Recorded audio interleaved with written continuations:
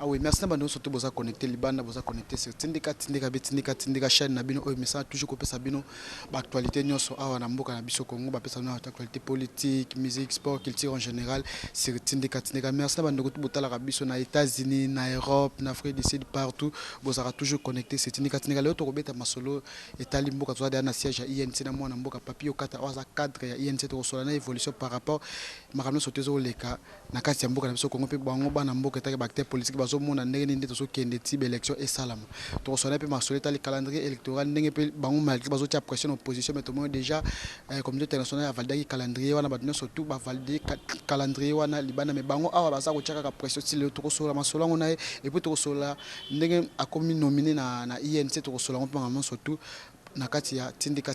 Bonjour mon mboka Papio Kata. Oui, bonjour Stopira. Ouais, bonne santé. Oui, santé les madame Nangolo Nzambe. Boni pe INC za uleka nini? Nandenge okuti donc INC za madame, les seuls partis aux agopesa dans le peuple congolais espoir. Ba wuti ko nommé yo chargé ya recrutement par national de poste que faut ça va nous battre sur les bandes ba. Oh oui, na autre chose confiance ya président ya parti nommé ngai comme coordonnateur national. Il y a INT chargé à recrutement et implantation. C'est-à-dire, au Ghana, au Sala, na ville à Kinshasa, sur le tomboli à niveau national, pour être expertise, on a fait profiter aussi na batu ya province. Papi Okata, bo salaki na masolo na oya INC zalaki na nini pe c'est Sylvestre bozalaki pe mais lelo o tsoke ne par rapport à bakor bo signaki décembre ya ngo tsoke dana suka décembre. Et là, on est par rapport à ma gouvernement, on continue à organiser l'élection, bien bino INC bozolo wani par rapport à ça. Oui, oui. Tant que constaté que les accords ont été gravement violés, pour les accords wana et tout le que Kabila a dit que ça là mon côté, il faut tout ça ensemble. Biso to qui ministère ya budget. Alors tant que constaté que les accords ont été gravement violés, nous étions obligés.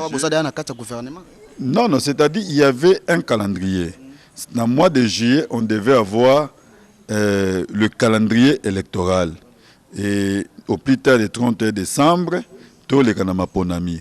Alors, totalité, le 31 juillet, où il fallait présenter ce calendrier, il s'est fait que les gens là étaient vraiment malins, bah provoquer qui guerre ya Kamena Sapuna Kasai, bah que aussi c'est juste là où c'est qui présenter calendrier, des basilisi ango bazu astuce que non, nous pouvons pas aller aux élections sans batu ya Kasai. Alors, comme guerre on est profité qui na bango, totalement combien de temps que vous pouvez avoir? Ozomona, biso 90 jours. Nous étions encore au mois de juillet, arrivé au mois d'octobre et on a vu que bakomika kako poussa. Alors on ne pouvait plus les accorder crédit, il y a confiance et on était obligé de se retirer. Mon mboka Papio Kata na yambaki autorité kaka na micro na biso olobaki que non bino batu bokendaki na oya bozalaki na c'est vrai que non eza impossible même rassemblement na bino INC partout batu bakotaki na négociation que non eza impossible l'élection ezala organisée en 2017 boyebaki ya ome bondime kaka que non pona bo apaiser tension zalaki na mboka na oya nous avons fait appel aux experts au bayaki ko expliquer biso que c'était pratiquement impossible qui est organisé l'élection en 2017. Mais c'était possible d'organiser en 2018, mais dans le mois d'avril. Alors, parce que il y a une inclusivité, les autres n'étaient pas avec nous.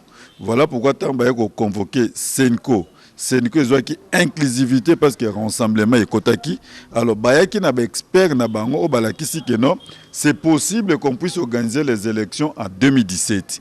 Alors, en donnant une date qui était vraiment miouette, il y a au plus tard le 31 décembre.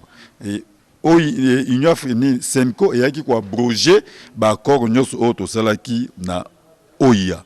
Donc voilà. Voilà, mais surtout que non, Senko, bah vraiment soutenir les caméras. Tout le monde peut le baser au bel que non, bah respecter le calendrier. Pas pour moi changer le langage que non, calendrier on a au Sénat publié, bah ça qu'on dit mango, bah ça qu'on dit ma calendrier, on a pas idée on a comment on a ondengeni. Personne n'a rejeté ce calendrier. Même le INC. Personne. Tout énumérer qui INC a énuméré qui va violation et les anacats du point de vue à constitution, du point de vue à calendrier électoral, du point de vue à accord. Accord c'est qui est la constitution moko et calendrier moko consensuel oyo adoption ya batu nyonso ezaki consensuel te on a consulté personne du point de vue à Constitution, dans son article 70, a été gravement violée. Au balobi que le scrutin du président de la République doit être convoqué 90 jours avant faire mandat. Bango, baki ko convoqué scrutin dans le mois de juin, 6 mois après, aux alliés 180 jours de élection au Salama. Aux hommes, on a violé na moi makambebele na kati. Alors, cela ne tient. Comme ils sont dans la culture à santé, Toki Kobomambo Kapona Bongote, Tolobi, nous préparons maintenant pour les élections. Même l'église catholique, à mon il n'y a pas de problème, mais tout ça, c'est une caution garantie d'un point de vue à Kabila qui puisse nous rassurer que à cause de la candidate, alors tout. C'est ce que la Sénéco a dit. Alors nous tous, nous parlons toujours la même chose. Mais Herbin Bosol Bakeno, Albakia, la candidate est considérée comme claire, mon amour Papio Katezolo, Banis, 4 mois, surtout. Mais c'est clair dans la Constitution, le baki que 5 ans, il faut présenter pour préparer l'élection. Ce que c'est qui clair, Kabila ne pouvait plus être au pouvoir. Il y a toujours la volonté de délibérer, de créer manœuvre du jour au jour. Parce que il y a déjà coin faible Congolais qui est dans la culture et à maquilate. Tout le régime et a enregistré 6 millions de morts au causé. Le régime a 64 fausses communes. Il y a des Congolais qui ont vous avez vu des bébés, il y a 1,80 m qui ont vous avez des bébés, des nouveau-nés, 1,80 m. On a des sacs. Alors, tu reconnais que les Congolais tiwapi. Voilà, les Congolais, parce que chez eux, c'est du black tué. Comme les Congolais manquent cette culture, il y a ça, des bazomons n'ont quoi faiblesse, et cette faiblesse était. Et cette faiblesse était moquette. Mais moi, je papier au 4 par rapport à Bakaba aussi en décembre. Est-ce que vous avez une politique, vous avez un solo, ou bien l'élection que le gouvernement qui a organisé l'élection? Tango Madame Niki Ayamba Kibiso, à la Kibiso qu'il n'y a pas moyen d'organiser l'élection en année. Mais l'année prochaine, en tout cas, l'élection fait Salama. Biso pe to ese ki alobi il y a pas de problème ba congolais pe ba kofi mingi mais tozo banga pe liwate mais poto ndima élection Salama l'année prochaine to si to solo là qui déjà na Senko les accords sont là donc toza ko senga na Kabila à respecter les accords oui à appliquer ba accord to kana ki na Senko o efandisa ki wana dans le cas contraire en tout cas kaka ndenge to ba ki na Senko le 31 décembre to cela ni Décembre 2017. Le 31 décembre, Oyo. Nous sommes aujourd'hui le 2. Moi, je te parle de ce 31 décembre.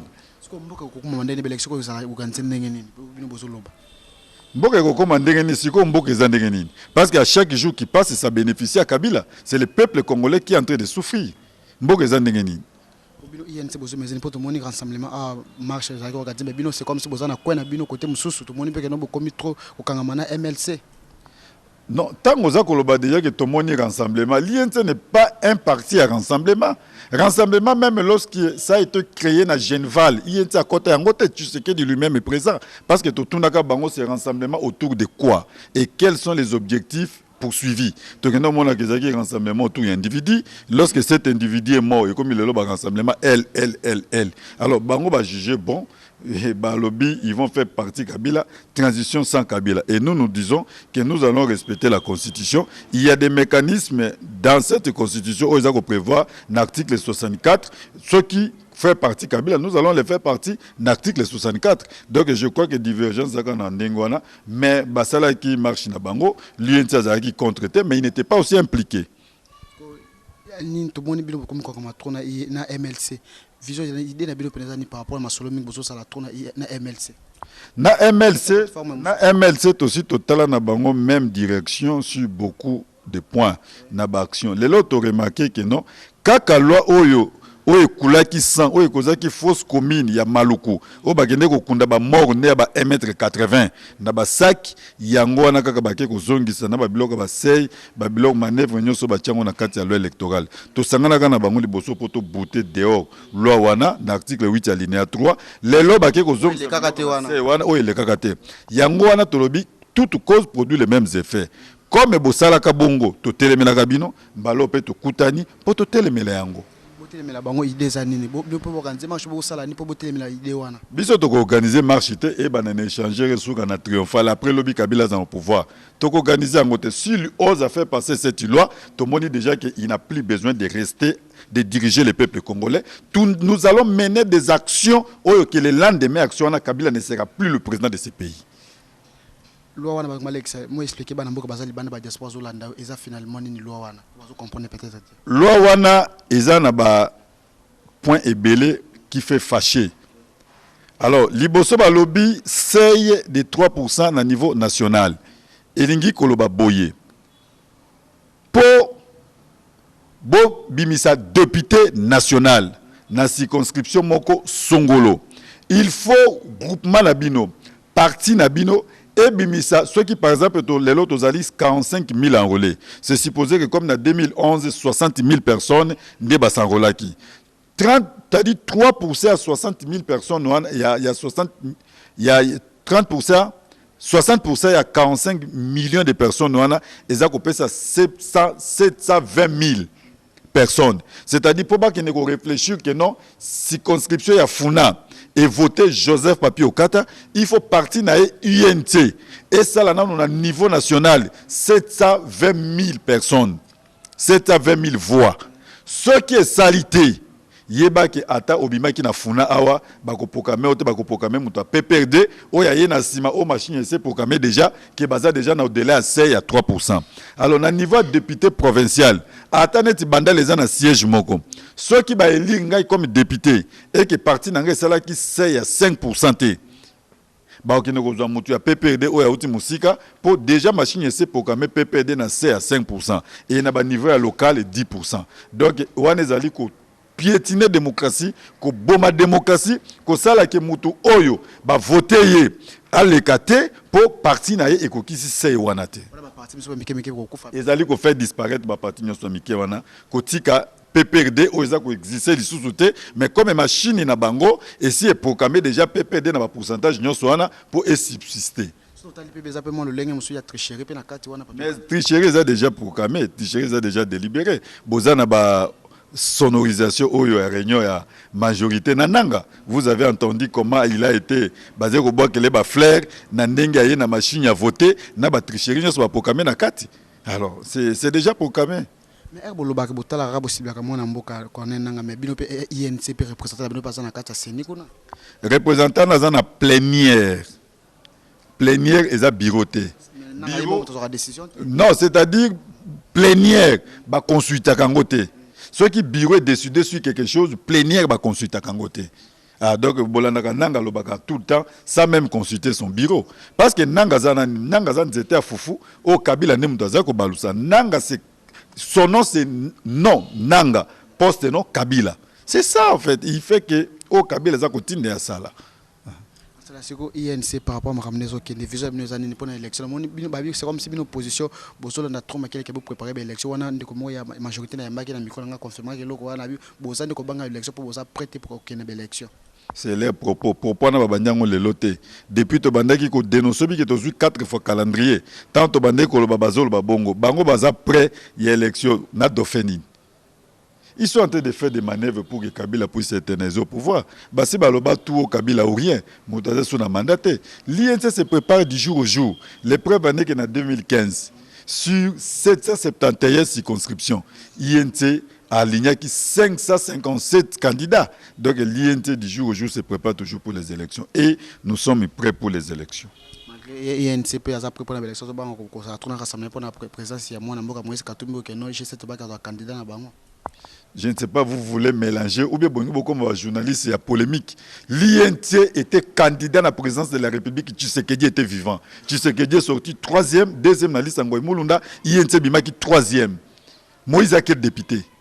Moïse c'est un individu. L'INT est un groupe, est un groupe parlementaire, est un parti à Mounene, est un président Ngoï Bimaki 3e dans la course Ngoï Moulunda. Vous allez nous comparer dans quelque chose qui n'existe pas.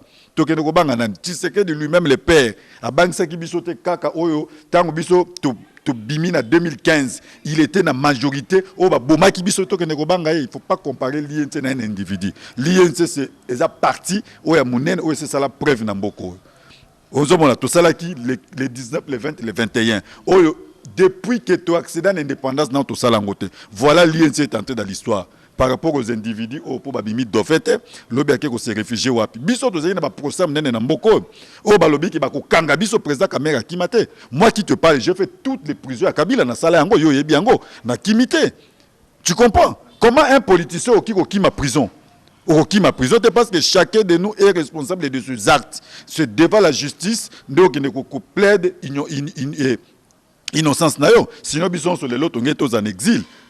Tant que boza ko kima pour boza ko banga que ce monsieur tue mais les Congolais meurent du jour au jour ici. Tant que boza ko kima pour na ko banga que non et ils vont nous arrêter mais nous on nous arrête du jour au jour boye biango toza ko banga te parce que so to bangi to ko tikele mbongo et c'est ça qu'ils cherchent. Alors il faut pas comparer INT na bateau na ba posa actité. Ba posa actité. Sinon ce pays a besoin de tout le monde. Merci beaucoup mon amboka Papa Joseph Katuso ngape par rapport à solo weta ko leka pa ya premier ministre qui kotika bicha ke na mona reta to ke no babeza na mo mesano ya RDC lo kwana yo ka ke muto sala politique ko jaki ya ndengene. Moi j'étais dans ce ministère du budget. Na lobaki yango kaka na ba chaîne na bino nyonso. Ce ministre qui est là-bas, il passe d'abord toutes les avant-midi na ko déjeuner. Vous l'appelez technocrate. Ce qui est le kaka Moukolonio et Zakaka Bongo, pourquoi ne pas laisser seulement Boba Messana? Quand toi tu entres dans les affaires, c'est pour améliorer, pour changer comme Mbongwana na baere Robert Moussous Basalaki. Mais tant que yo lobi ki elekaka ndengwana, c'est que yo pe osaka neti baninga, à quoi bon sert alors? Je connais Chibala n'a jamais travaillé dans sa vie et il est assisté à un jouisseur qui est au ministère du budget. C'est pareil, c'était tout à fait normal ça le résultat wana.